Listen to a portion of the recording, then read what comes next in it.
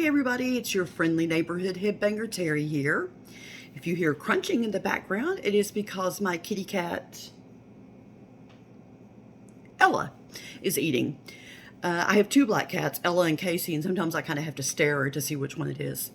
This is the video that you guys voted that you wanted about interesting stories from the group home, or as I'm going to title this video, Life as a Group Home Employee.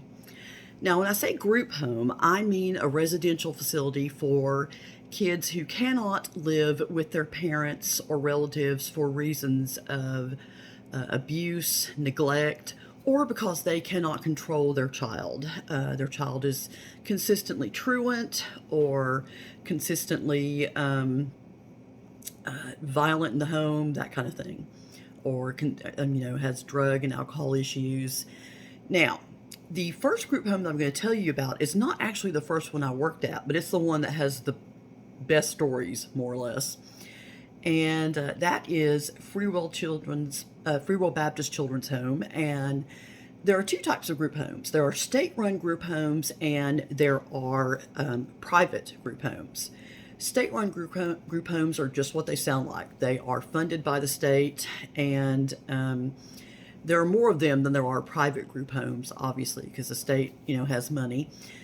But private group homes are pretty awesome in the way that they're set up. They're usually run by churches or charitable organizations, and they're generally nicer than state-run homes are, simply because they are usually backed by large charitable organizations, like the Belk family, Parks Belk or Belk Stores, if you know that. That is based in North Carolina. North Carolina is where virtually all of my group home experience took place as a house parent and a social worker. And the Belk family gives tons of money to children's charities and group homes. One of the group homes that I worked at was sponsored in large part by the Daughters of the American Revolution. They gave lots of money. And when private organizations give lots of money to their pet projects, which are often group homes, then the group homes are able to decorate nicely, have a lot of stuff for the kids, have good facilities for the kids. So that's a good thing. And I'm not saying state group homes don't have good facilities. I'm just saying private group homes have the luxury of building, a lot of times, their dorms look a lot more like houses and cottages than they do actual dormitories. So it is, if a state social worker can get a kid into a private group home, that's a lot of times that's what they like to do. So the group home that I'm going to tell you about that I worked for is Free Will Baptist Children's Home. It still exists, sponsored, as you might guess, by the Free Will Baptist. And beautiful home, nice group home. It had the houses look like cottages. They look like one-level brick ranch houses. And they went... In the middle of all the cottages was an oval area, a grassy area, which had a gazebo and a swing set and kind of a place for the kids to gather and hang out. And it also had a full-size gym with a full-size basketball court and a weightlifting room. It also had an in-ground swimming pool and a pool house that, where you could play music from and, eat snacks in or whatever. We actually had children that went to school with our kids at the group home that wanted to come and spend the night at the group home because it was just such a cool place. And I think our kids were kind of proud of that, and we were too, that we had a nice place for them. Okay, so in this group home, I went to work for this group home from another group home because friends of mine that had worked at the group home we all started out at had moved to this group home and said, "Terry, you need to come move to this group home." I'm like, okay, I'll come look at it. The group home that we all had been working at first was maybe about an hour and 15 minutes away from my hometown where I grew up. This group home was about 6.5 hours away from my hometown because it was right outside of Raleigh, North Carolina. And, well, I say right outside, it was about 30 minutes outside of Raleigh. And so, yeah, a little further away from home. But I interviewed, and I got a job as a house parent. I was not good at that job as a house parent. I'll be straight up with you about it because it dealt with, at the first group home that I worked at, I dealt with teenage girls. These were boys from ages like 10 to 14, and some of them had some really serious issues that I had not had experience working with, and had not gotten my master's in counseling yet, and so it wasn't a good fit for me. And I think that that was probably realized.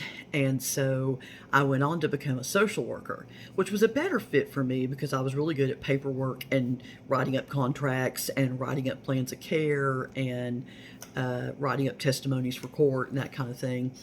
And it was nice to be able to work an 8 to 5 job, sort of. It's never an 8 to 5 job when you work social work, but it was nice to kind of get on the other side of it and stop house parenting for a while, because I had house parented at the other group home as well, and it's kind of nice to have an 8 to 5 job. Now, having said that, I was responsible for keeping up with the social workers and the needs of 24 teenage girls and the boys at the house that I had started out at. So, yeah, right after I was made a social worker, I got a call from the house parents that had taken my place. They finally realized that it is good to have 2 house parents on duty at that cottage, because when I was a house parent at that cottage, there was just 1 house parent on duty. And those kids were a handful. I mean, if it'd been 5 girls, I wouldn't have thought twice, but these were 5 guys with some serious mental issues. So yeah, it was probably good that they had 2 house parents in there at that point. But they called me and they said, "Terry, we need you to come over to the cottage." That is never a good beginning when you pick up the phone at 8 at whatever time in the morning, 8 in the morning on a Monday.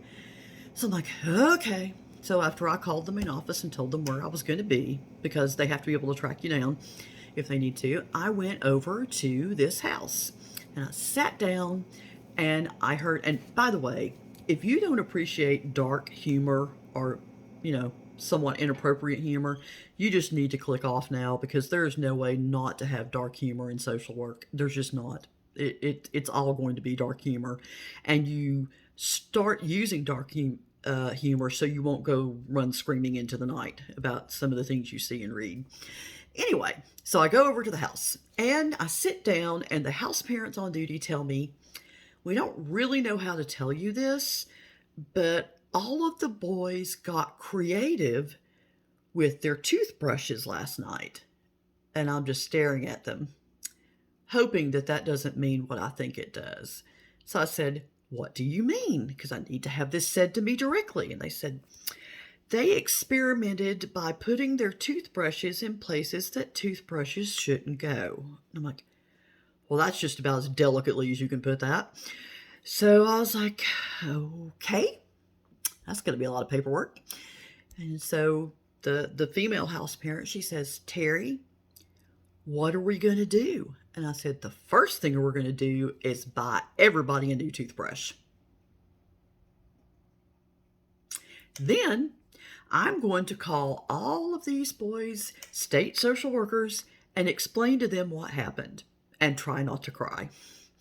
So I did that. That was a fun conversation had with, let's see, 2 of the boys had the same social worker, so that was helpful. And then I had to talk to 3 other social workers. And we did manage to get it all worked out, and people got therapy that they needed, and it was eventually figured out that these kids needed more hardcore help than they could probably get at this particular group home. This was a level 1 group home, which meant that house parents did not stay up 24 hours. There was not somebody always awake.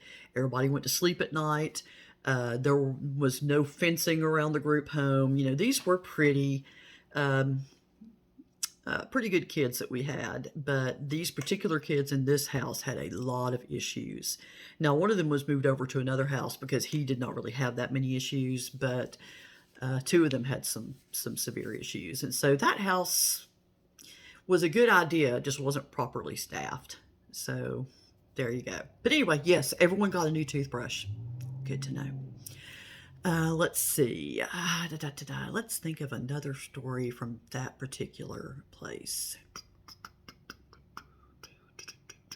Every now and again, I would have to take kids on a home visit.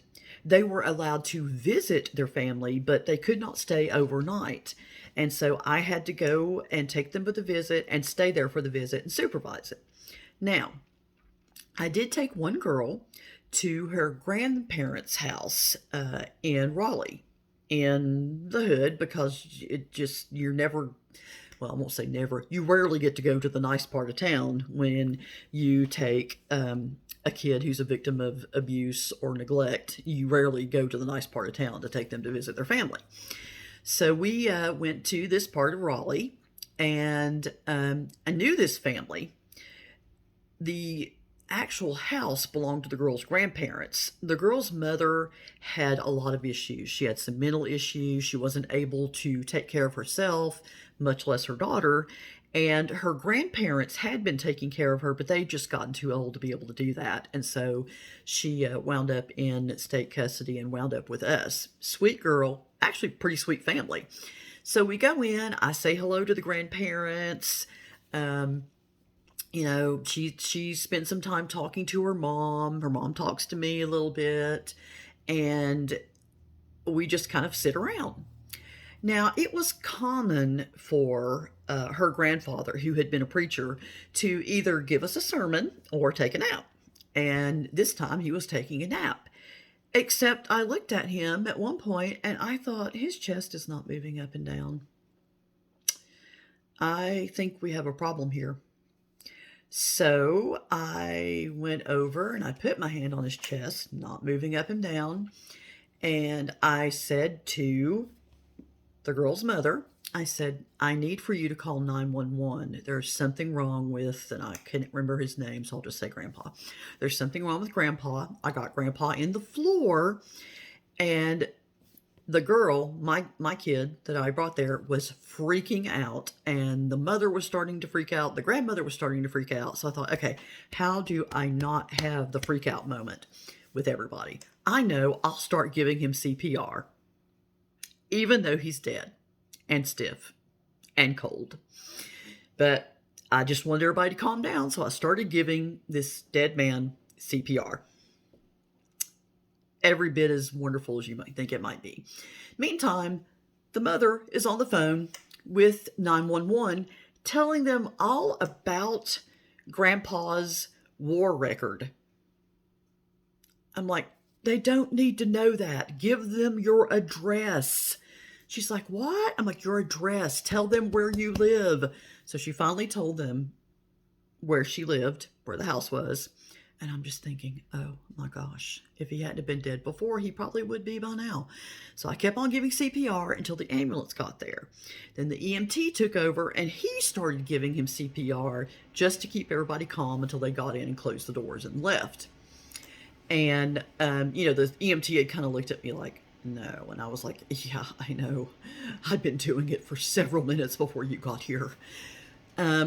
So I told the girl that she needed to come back with me to the group home, and I would call her social worker and we would get it set up so that she would be able to, be with her family during this time. And we got in the car and she said, Miss Terry, he's dead, isn't he? I said, yes, he is. I said, but I don't think there was any suffering. I think he was okay. I think he just went to sleep and went to be with Jesus. And she said, okay. She cried, obviously. But she said, okay. She held it together pretty well. Went into her cottage, explained what was going on, to her house parents, and said her state social worker is going to be calling soon and is going to have arrangements for her so that she can, see the family and attend the funeral and that sort of thing. They said, okay. So I left, went back to my office, and called my friend Joffrey, who lived in Raleigh and was going to grad school there. And I said, Joffrey, I need to go out and drink heavily. And he said, why? I said, I gave CPR to a dead man for I don't even know how many minutes. He said, really? I said, yes. Yes. He said, okay, I will meet you at such and such. I can't remember where we met. Now, this was before I quit drinking. So, yeah, the best thing I could think of at this point was I just need to go drink heavily and then go back to Joffrey's house. So, yeah, that's what I did. So, if I ever write my memoirs of my time in social work, the title of the first chapter is going to be There's No Pressure in Giving CPR to a Dead Man. And there's not. It's not going to get any better. So, yeah, that happened. Let's see. Let me think of another one. Oh, yes. I told you that there were some really disturbed kids that were in the house that I started out as a house parent in. They were on my social workload once I moved to social work. And, their court appearances were always interesting. In North Carolina, custody reviews were done every 6 months just to see, there were some parents who did actually do what they were supposed to do. They went to the classes they were supposed to go to, and, some kids did actually get to go back home. But these kids were not ever going to go back home because, well, for one thing, their stepfather was serving 2 life sentences in Raleigh Central Prison for what he had done to them. And their mother was mentally incapacitated, I guess is probably the best word for it. But her mother, the boy's grandmother, was very upset about this. She thought she could take care of those boys. No, she is elderly, in a wheelchair, not physically up to taking care of a 14-year-old and a 12-year-old. And she was also just mean. I mean, she was just a mean lady. So one time when we were going to go for a custody hearing, which was no doubt going to say that the boys were going to come back to the group home with me, Grandma threatened to bring a gun to court. Yeah, it's like this 78-year-old. No, she probably wasn't that old. 68, 70, I don't know. She was an older woman. Everybody seemed old to me at that time because I was in my 20s. But anyway, she said she was going to bring a gun to court. So when we got there, we all had to be searched. Everybody. I got searched. The kids got searched. The state social worker got searched. Granny got searched. Mom got searched. And of course, there was no gun. We all went through all of that to go into the courtroom, and there was no gun. But I will say that every time now that I hear the Aerosmith song, Janie's Got a Gun, in my head I sing, Granny's got a gun. Granny's got a gun. The court appearance just begun. Yeah. So, there you go. So, yes, Grandma did not bring a gun, but it wouldn't have surprised me if she had. She was a little nuts. So, let's see. Testifying. Testifying in court is always fun. I actually had to do some testimony for that particular family. I got to testify that the mom had kissed one of the boys for 8 seconds on the mouth until I broke it up. I kept thinking, okay, she's going to quit. She's going to quit. She's going to quit. She's going to quit. Nope. I'm like, okay, let's all sit down and talk now, okay? Oh my gosh. Okay. So, yeah. Let's see. Let me think. There's so many at that group home that are just so interesting. Here's a good example of how dark humor got me through another day. One of my girls was actually undocumented. Her parents had come over the border and brought her with them. She was horribly abused by the dad. And so she'd come into state custody, and we were attempting to naturalize her, to get her, basically she would have more than qualified for asylum or an emergency. And we were trying to get her naturalized, and she was really having a difficult time. She was just really going through a lot, and she eventually decided it was just more than she could deal with. And so she, while she was at school, took an entire bottle of Advil. And of course, they call me and I meet them at the hospital, because what happens is if you're going to sign a kid into care at a hospital, that has to be done by the guardian, which is technically the social worker. If you're going to keep them there, then the state social worker has to come down. So I'm sitting there with her. They've given her charcoal to try to help her, get rid of it. And I'm sitting there, and she's just looking at me, and I'm looking at her, and I said, well, there's good news and there's bad news. The bad news is that you're sitting here having to go through this with the charcoal. I'm sorry about that. But the good news is you're not going to have a headache for 3 years. She just looked at me and she said, I hate you, Terry. I said, I know. I said, let's do this again next week. This was fun. She said, I'm not going to do this again. I said, good idea. Let's not. So I sat there and hung out with her, and we just kind of, talked until her state social worker got there. And that was quite a trip, because he lived up near the Virginia border, which is, quite a ways from where we lived, almost on the coast and up near the Virginia border. So he had quite a trip coming down. When he got there, I talked to him for a little bit. I left. And he got her admitted and everything. And the next day in my office, he called me and he said, hey, I want you to start meeting with her twice a week and talking to her. And I said, I'm not a counselor. I don't have any kind of license for that. He said, I know.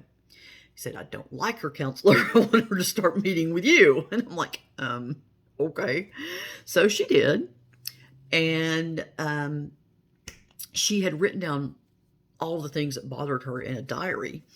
And since she wasn't talking to anybody really that much about what had happened, I asked her if would she be comfortable just instead letting me read it from her diary, and she wouldn't have to say it out loud. And she said she would.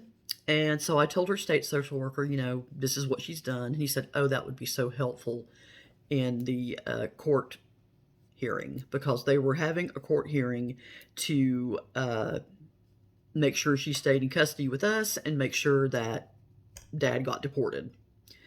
And I don't know if the rest of his family was, I think probably everybody was going to get deported, actually. And so I asked Maria, I said, Maria, can I read from this diary in court? And she kind of looked at me and she said, do I have to be there? I said, no. I said, you don't ever have to be in that courtroom. I said, they're not going to ask you to testify. I will read from it. And she said, are you sure? I said, I'm positive. So we went to court, and here came Dad in with the rest of the family. All the males were in the front, and all the females sat behind him. Now understand that is not any remark on how people, and they were from Mexico, it's not any remark on Latinos, it's not any remark on Mexicans. It is how he chose to run his family. And it was obvious that he was in charge and everybody else was just following along. Good news is I testified. I read some from the diary. He wound up being deported. She wound up staying with us.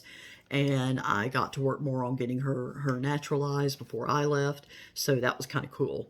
But yeah, she was really one of my favorite kids. I know you're not supposed to have favorites, but I really enjoyed working with her because she had just this wonderful kind of sarcastic attitude, but my gosh, I mean, she had earned it. She had earned the right to have it. Jeez. But she really was a hoot, and she and I got along in a kind of a love-hate relationship, but she was a cool kid, a really cool kid. All right, let's see. We've done that one. We've done that one. Yeah, this place had a lot of stories. Every now and again, our kids would run away because, that's just sometimes they just don't want to be there, especially if they were from Wake County, which is Raleigh. If they, Raleigh's only about 30, 40 minutes away, they would try to get there. And, they always did it in the middle of the night. I told them, I said, Guys, seriously, could you try running away between the hours of 8 and 5, Monday through Friday? That would be fabulous if you would do that. Because all of the social workers were on call. Well, the two social workers we had and our director were all on call for 1 week out of the month. And it just kind of rotated around. And yeah, I think they just waited for me to get on call and then they just ran. I don't know. And they would never run at like I said, it's always like 3 in the morning or something. And I remember one of my kids had run, and I was driving through Middlesex to head toward Raleigh just to see, can I see them? Are they walking? Are they, did they have someone pick them up? Who knows? And I forgot that the speed limit through Middlesex, which is the town that the group home is in, is 25, 35, something like that. I was not going 25 or 35 miles an hour. And I got pulled over by a cop who actually recognized me and said, "You work at the group home, don't you?" And I said, "I do." And he said, "Are you out looking for someone?" And I said, "I am." And he let me go. I probably could have really abused that. Just, sped wherever I wanted to, whenever I wanted to. But I didn't. I was a good girl. Let's see. Let me think. When I was getting ready to leave Free Will Baptist, my sister had been struck with multiple sclerosis, and I wanted to be home because there was a lot going on, and I wanted to be there to support her and support my parents, and also just, I was not that crazy about working there after I had some friends that worked there that moved away, and I missed them after they moved. Didn't really have friends because it's hard to make friends in social work if they don't actually work where you work, because it becomes your life. And I was beginning to burn out a little bit, so I'm like, okay, I'm going to move back to my hometown. And I was training the woman who was going to replace me, and I said, where did you come from here? And she said, "Oh, I was a geriatric social worker." Oh my gosh. Okay. Well, let's see. A lot of differences there. I'm going to assume that none of your people on your caseload got pregnant. Yes, I did have one of my girls get pregnant. She lost it though. And, yeah, I got beeped out of dinner with a friend to go to the hospital to meet her there with her house parents. But sorry, that was a aside. But yeah, I was like, yeah, first of all, your clientele now can get pregnant and they run. I'm thinking your geriatric social work load didn't run a lot. She's like, no, they didn't. I said, yeah. I said, you're going to have custody hearings, sometimes with family members that don't like you and don't like your state social worker. And yeah, you might have to testify to some things that are, kind of uncomfortable. But I said, yeah, it's going to be different. It's going to be different than geriatric social work for sure. And I don't know how she did after I left. I'm assuming she probably did okay. I don't know. She may have just run screaming into the night. I have no idea. But yeah, that is Free Will Baptist, my time at Free Will Baptist Children's Home. Not all of it, and not to say that everything was crazy like that all the time. One really good memory I have, actually, is at Christmas time, the Raleigh Hog Association, which was the Raleigh Harley group. They actually came and to visit our kids and bring them presents and stuff at Christmas. And they lined up about maybe quarter of a mile from the group home, and they all started revving their engines, and you could hear it in the distance. The kids were just going nuts.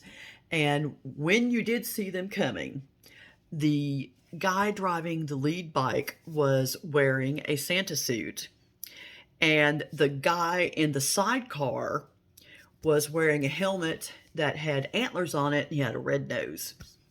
So that was really cool. And they gave rides to the kids around the oval that I told you about. That, the oval, the grassy area in the middle did have like a little walkway around it, and it was paved so they could ride on it. And So they were giving rides, and they were like, "Hey, you want to ride?" And I said, "Sure." So I got on the back of the bike, and he goes, "Well, sweetheart, how long have you lived at the group home?" And I was like, "Bless your heart, I work here." And he said, "No." I said, "Yeah." I said, "I'm a social worker here." I was like, "Wow, that's awesome. I look like I could have been a student or a resident here. Cool."